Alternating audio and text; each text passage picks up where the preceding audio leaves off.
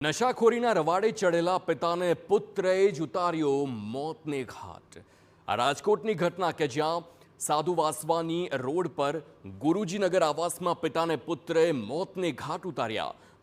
પિતાને દારૂ પીવાનું વ્યસન હોવાથી તે માતા પુત્રથી અલગ રહેતા હતા।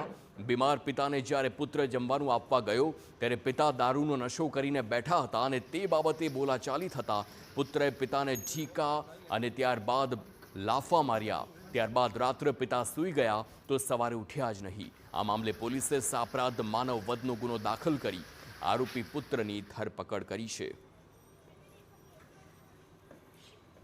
આરોપી જ્યારે ટિફિન આપવા ગયેલા મરણ જનારને ત્યારે મરણ જનારે ડ્રિંક કરેલું હોય એટલે આરોપીએ એને ના પાડી કે તમે ડ્રિંક કરવાનું છોડી દો, તમારી સારવાર કરાવવા માટે ને એના માટે અમે ઘણો ખર્ચો કરેલો છે છેલ્લા 1 મહિનામાં અને અમે લોકો બધા હેરાન થઈએ છીએ તમારી ડ્રિંક કરવાની આદતના કારણે।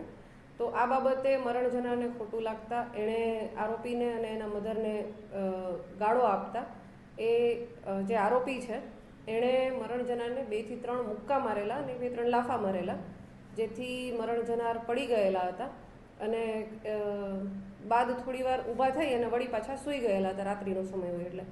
અને સવારે એ જ્યારે ઉઠ્યો આરોપી એટલે કે મરણ જનારનો પુત્ર ઋષભ કલ્પેશભાઈ વ્યાસ એ જ્યારે ઉઠ્યો તો એણે એના પિતાને ઉઠાડવાની કોશિશ કરી પરંતુ ઉઠેલા નહીં, જેથી એણે એના મોટા બાપા એના મધર બધાને બોલાવી લીધેલા અને હોસ્પિટલમાં લઈ ગયેલા હતા। ત્યાં એનું પીએમ થતાં મરણ જનારનું મૃત્યુ ઈજાઓના કારણે થયેલાનું ફોરેન્સિક પીએમમાં જાણવા મળેલું હતું, જેથી યુનિવર્સિટી પોલીસ સ્ટેશનમાં મરણ જનારના ભાઈ હિતેશભાઈ વ્યાસ દ્વારા સાપરાધ મનુષ્યવધનો ગુનો દાખલ કરાવવામાં આવેલો છે।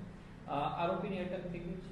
આમાં જે આરોપી છે ઋષભ કલ્પેશભાઈ વ્યાસ એની ગઈકાલે જ અટક કરવામાં આવેલી છે અને આમાં ખરેખર એણે જે સાપરાધ મનુષ્યવધનો ગુનો દાખલ કરેલો છે એ સાપરાધ મનુષ્યવધ જ છે।